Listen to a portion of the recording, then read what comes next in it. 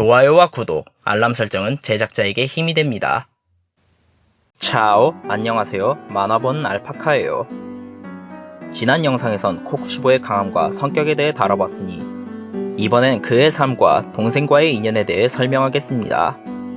다량의 스포일러가 포함되어 있으니 열람에 주의해주세요. 코쿠시보의 본명은 츠기쿠니 미치카츠로 전국시대 때 태어났습니다.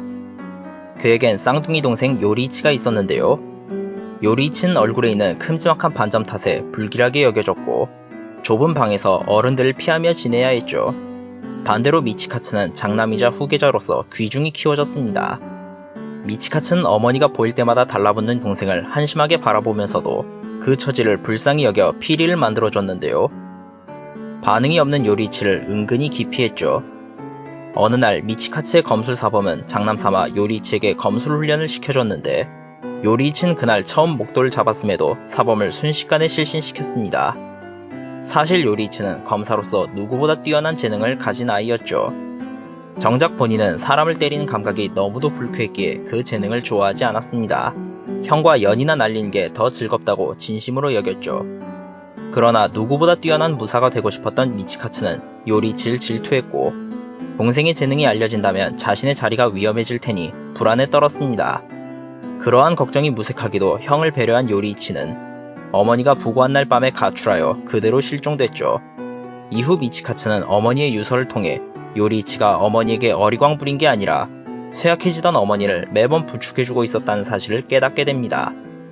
재능은 물론 인성까지 뒤처졌다는 걸 알게 되면서 미치카츠의 질투심은 깊어져만 갔죠. 세월이 지나 미치카츠는 가문을 이어받고 처자식도 생기는데요.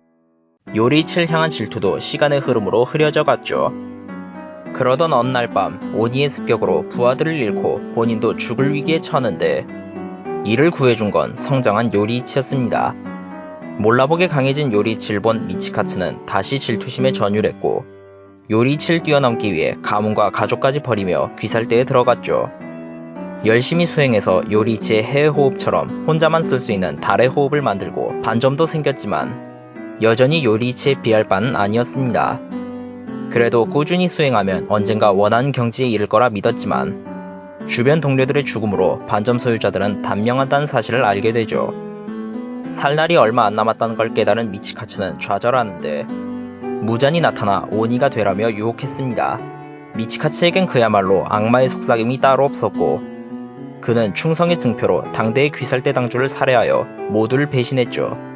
특히 요리이치는 형을 철석같이 믿고 있었는데 그 신뢰를 최악의 형태로 배신한 겁니다. 그로부터 시간이 흘러 이름이 코쿠시보로 바뀐 미치카츠는 80대에 접어든 요리이치와 재회합니다.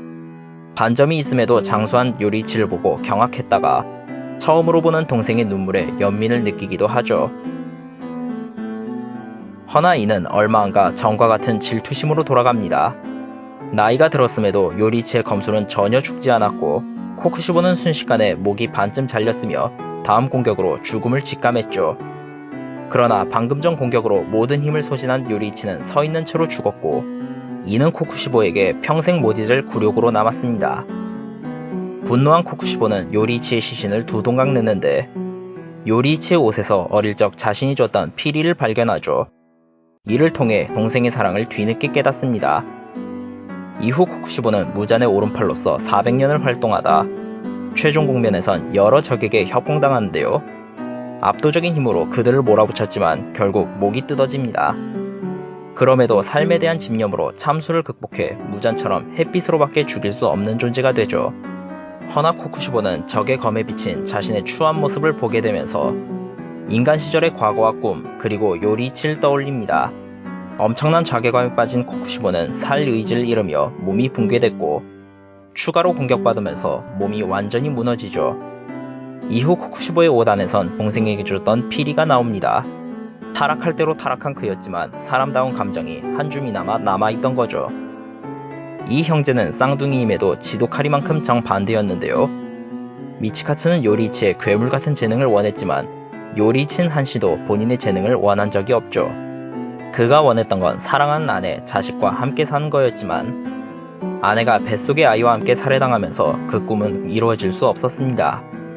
반면 코쿠시보는 오직 힘만을 추구하며 동생이 원했던 멀쩡한 가족을 스스로 버렸죠. 그 결과 집안은 몰락했고 훗날 유일한 후손마저 자기 손으로 없애버렸기에 가문이나 기술, 정신 등 무엇 하나 남기지 못한 채 지옥으로 떨어졌습니다. 그러나 요리치는 피 한 방울 이어지지 않는 남이 그 정신과 기술을 계승해줬고 이는 시간이 흐르고 흘러 면식도 없는 탄지로에게까지 전해졌죠. 무잔과의 관계에서도 마찬가지인데 요리치는 무잔을 압도할 수 있던 유일한 천적이었습니다. 그러나 코쿠시보는 무잔의 오른팔이 되어 긴 시간 악행을 벌였죠. 요리친 자신들이 아무리 뛰어나도 기나긴 역사의 한 줌에 불과하다고 여겼는데요. 시간이 지날수록 보다 뛰어난 세대가 태어날 것이라며 기대했는데 코쿠시보는 본인들 세대가 특별한 것이라 여겼기에 그 생각을 불쾌하게 느꼈죠. 오만해 보일 수도 있지만 어느 분야에 높은 위치에 있는 사람이라면 그처럼 생각하는 것도 무리가 아닙니다. 오히려 요리이치처럼 초연한 생각을 하는 경우가 드물죠. 어쩌면 요리이치는 지나치게 성숙했던 탓에 형의 이기적이지만 한편으론 인간적이기도 했던 본심을 눈치채지 못한 걸지도 모릅니다. 요리이치의 회상을 통해 드러나는데 미치카츠는 불길하게 여겨지던 동생을 챙겨주다가 아버지에게 얼굴에 멍이 들 만큼 맞은 적이 있었죠. 그래도 동생을 웃으며 대했고 직접 만든 피리를 선물해줬습니다. 비록 재능차를 알게 되면서 끝없이 질투하게 됐지만 미치카츠가 요리이치를 미워하기만 한 건 아니었던 거죠. 너무 잘난 동생과 비교하며 뒤틀리다 타락했고 본인의 선행마저 잊어버렸다는 점이 안타깝기도 합니다. 물론 그런다고 그의 죄가 용서받을 순 없지만요. 오늘은 누구보다 태양을 질투했고 태양이 되고 싶었지만 아무리 날고 기어봐야 달에 불과했던 자에 대해 알아봤습니다. 이번 영상은 여기서 마치고 다음엔 새로운 주제로 찾아뵙도록 하죠. 좋아요와 구독, 알람 설정은 제작자에게 힘이 됩니다. 차오.